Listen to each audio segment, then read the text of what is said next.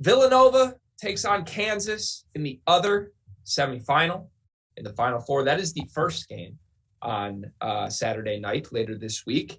And the biggest news, the sad news, Justin Moore down with a torn Achilles. He's out for the remainder of the season.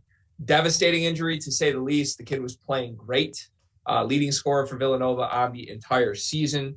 That's a major hole for a team that does not play a lot of guys. You're looking at a Caleb Daniels who's probably going to have to step up and play close to 35 minutes in this game. And you've got Colin Gillespie as the backcourt mate, who has been arguably the best guard in the country this season, but may have to shoulder a massive scoring burden in this game. Jeff, let's go to you here. Obviously a big loss. What can Villanova do to try to overcome this? I mean, they're going to have to stay out of foul trouble. They're going to have to make at least 10 or 12 threes and shoot a good percentage. And somehow they're going to have to make sure, again, that they can rebound with Kansas. Like, it's going to be hard. I mean, it's just going to be hard because, again, you got one big, and this is where, to me, like the Justin Moore injury is going to hurt him because he's probably their best shooter. I mean, you'd rather have Gillespie probably shooting a three, but Justin Moore is your most prolific three-point shooter, in my opinion. But you've got that, so you're throwing a lot of pressure on Caleb Daniels. Ryan Arcidiacono's brother is going to have to play extended minutes, probably. And I'm not sure he's ready for that. And then you've got Eric Dixon, who's the only big on their roster. And, you know, if anybody can expose a lack of front court depth, it's Bill Self, right? Like, nobody's better at that, of finding a way, no matter who your guards are, to get him the ball in low post entry pass. Like, I don't care who it is, Remy, Ochai, whoever it is, they find a way to use angles and get him the ball, whether it's McCormick or even Lightfoot. So I just think this is a bad matchup anyway for Villanova, made much worse by the loss of Justin Moore. So I think the biggest issue with not having Justin Moore there, even more so than the shot making and his ability to kind of break down a set defense, is that you're not going to be able to throw the weird lineups at Kansas that work so well against Michigan. I mean, Greg, you know this. What Villanova did best was when they played Jermaine Samuels at the 5, and they basically said, look, we are going to pin our chance to get to the Elite Eight on saying that we're going to have more success with our smaller players going up against Hunter Dickinson on the perimeter than he will have going up against our smaller players in the post, right? And that worked because Jermaine Samuels and Caleb Daniels and whoever was guarding him were big enough and strong enough to be able to just kind of stand there and not be moved. Jermaine Samuels had 22 in that game. He made all those big plays down the stretch going around Hunter Dickinson and finishing at the basket. With Justin Moore, you can roll out a lineup where you have Moore and Daniels and Slater and Samuels and Colin Gillespie out there. Without Justin Moore, are you really going to trust Chris Arcidiacono to get it done in that situation? Are you going to trust Brian Antoine to get it done in that situation? You're probably going to have. You're going to have to. Yeah, no. Well, you have Daniels out there, but you don't have. You're going to have to play Eric Dixon because you basically have 5 guys at this point. Because I believe Jordan Longino is done, right? He is. He's done. Yeah. So you're good. It's either play Eric Dixon and don't go and attack those mismatches, or you're going to have to roll the dice with Brian Antoine or Chris Arcidiacono, and I just do not see that happening. So, but I also think that Villanova is going to cover. I think that they're going to make this thing ugly enough, they're going to muck it up enough, and they're going to create enough issues defensively that this game is played in the 50s.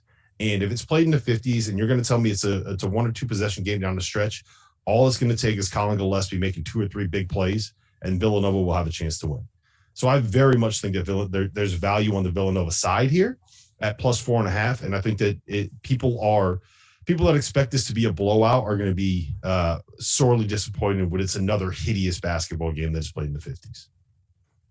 Yeah, I think that bodes well for Villanova. I mean, you called my team out, Michigan Wolverines, and what I felt like watching Michigan just gasp for air in that game, the next time I watched Villanova play against Houston, I felt like I was watching a replay of the game. Like, the way the game script goes with that team at full strength, if they get an early lead on you and they just take the air out of the ball, it's like you're constantly within striking distance against them, but you can never actually get a full grip on the game to get back in it. And every time you cut it to 1 or 2 possessions, someone on that team makes a big play, or they get to the free throw line and they don't miss their free throws, or Colin Gillespie hits a dagger. Like, they're just so disciplined and so unselfish.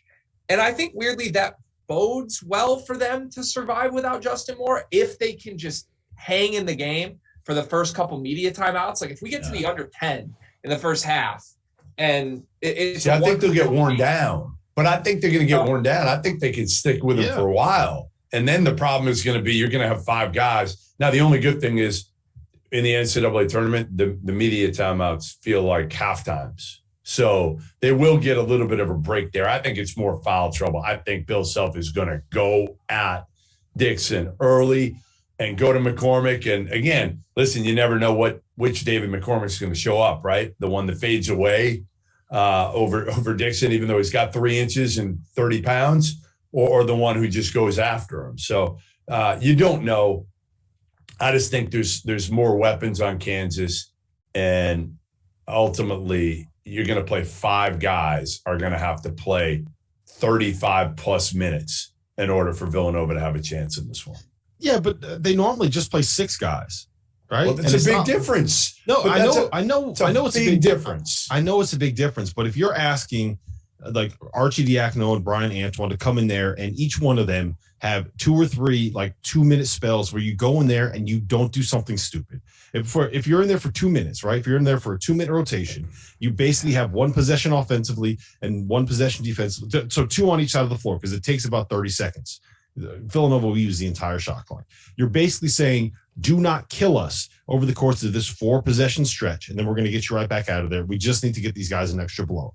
And combined with the extra time that you have in the TV timeouts, Dixon doesn't play, but Dixon's going to be fatigued. He doesn't play 30 plus. I am way more worried about Eric Dixon getting a couple of fouls than I am about the fatigue. That's both. I think it's a little bit.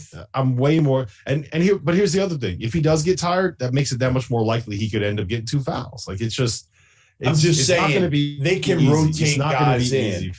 They can rotate both those guys, McCormick and Lightfoot, who are completely different on Dixon, and try to, like you said, both wear him down and get him in foul trouble. Or it doesn't matter. Dixon's not used to playing 33, 34 minutes. I think they could play with him for the first half, and I think you could see not a repeat of Miami, but something where Kansas comes out in the second half and takes control. Yeah. So I'm going to play devil's advocate here because I am not on this side of the argument, and you both know this. But if Villanova truly has the best guard in the country, could this not just be the Colin Gillespie game? Like, I'm a little surprised we're sort of writing this off like, it's just too tough when they have the quote-unquote best guard in the country. Well, here's the thing, right? What Colin Gillespie does best is when you're able to get him into those post-up actions, right? That when Villanova becomes really dangerous, they have 4 shooters around the perimeter and they get Colin Gillespie into the post. And I think it'll work with him in the post because DeJuan Harris, as good as he is defensively, he completely shut down Cam McGusty in the second half of the game against Miami. That dude can guard. He can guard guys that are bigger than him. It doesn't matter against Colin Gillespie. Colin Gillespie posts up dudes that are 6'8", right? He's just so good and so patient in the paint. He's going to wait for you to send help and just dribble it there on the block until you send help or until he's able to get the angle to get a shot off at the basket. My concern there is if you also have Eric Dixon on the floor, do you have enough shooting to be able to create the space where it would even matter? Because it's one thing to throw somebody in the post and have everybody spaced out. It's another thing where you throw him in the post and like David McCormick is just there saying, yeah, go ahead, little boy, try to shoot it. Does that make sense? It does. But like Dixon's a decent 3-point shooter though, right? Like he leads him in percentage. I think he just doesn't shoot a ton of them.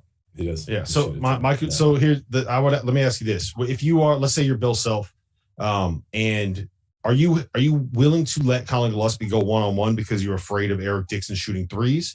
Or are you going to say like, look, you gotta make at least 1 or 2 before I even pay any attention to you? Because I would probably do the latter. I'd be way more worried about Colin Gillespie in the post than I would be about Eric Dixon making threes over the time. If I lose to Eric Dixon making threes, like I lose to Eric Dixon making threes. Yeah, I think that's right. We'll see. It'll be fascinating. The other star in this game who has been on the side of a milk carton a little bit lately, Ochai Agbaji. Where has he been?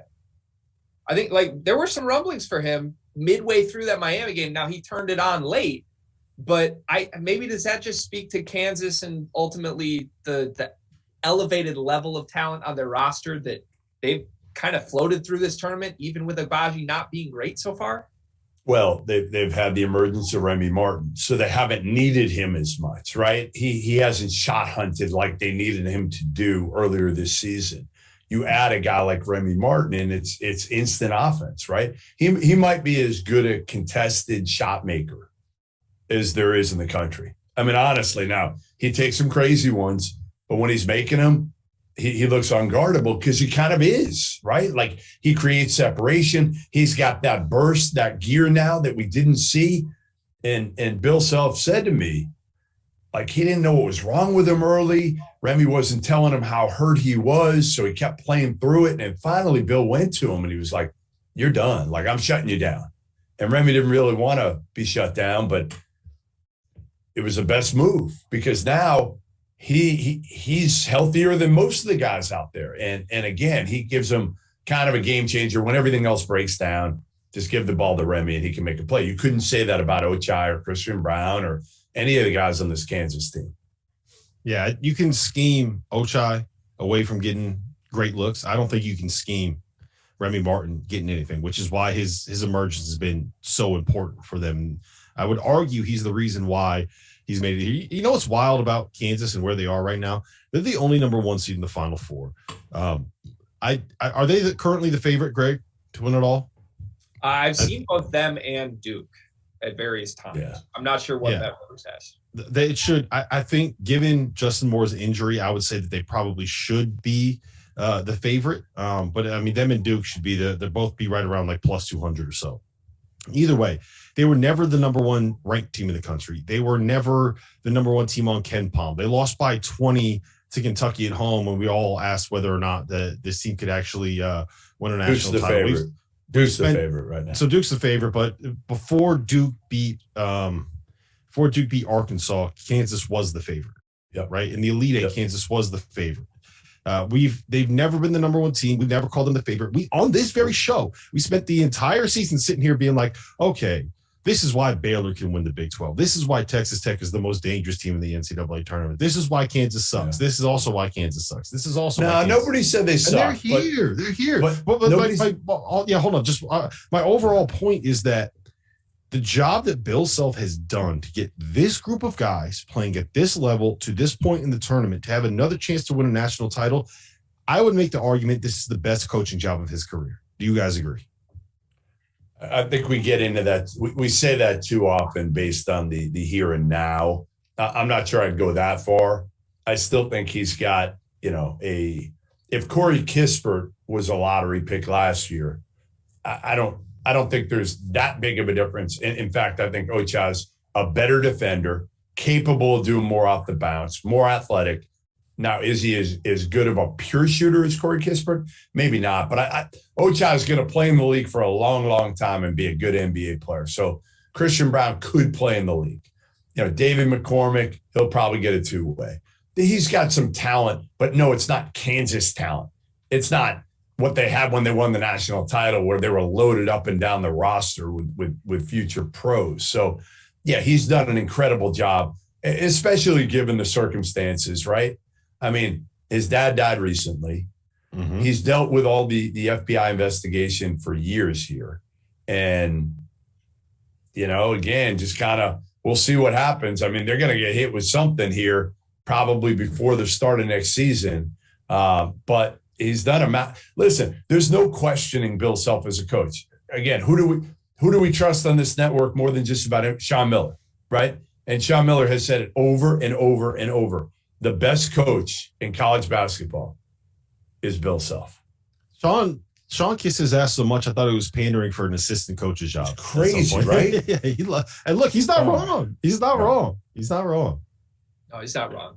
I will just take the role as resident Kansas skeptic still, though. I said this on the other show.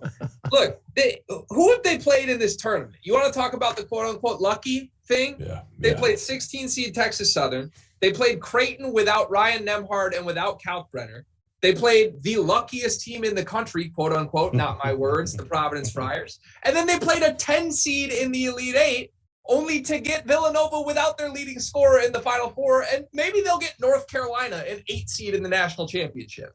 Like, you'd be hard-pressed to find a team that has ever had an easier run to the national title. And that's why, that's part of the reason I picked them. To be honest, that you kind of saw this going this way to some degree. I mean, you thought maybe they'd get Auburn, but again, when we kept seeing Auburn's point guard play, I think all of us felt like, hey, they're not going to end up playing Kansas in the Elite Eight. Don't say all of us. Some of us had Auburn in the Final Four. Right. So, all right, so I had. It wasn't just you, Greg. I had Auburn in the Final Four. It was not. But everybody was skeptical. Is all I'm saying. It wasn't like, you looked at that region and you were like, oh my God. You were like, you know what?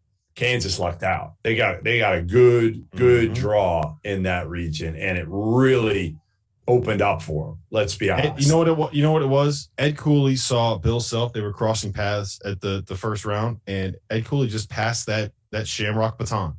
That's all it was. That's why they're here, and that's why Providence is gone. Ed Cooley passed the Shamrock baton.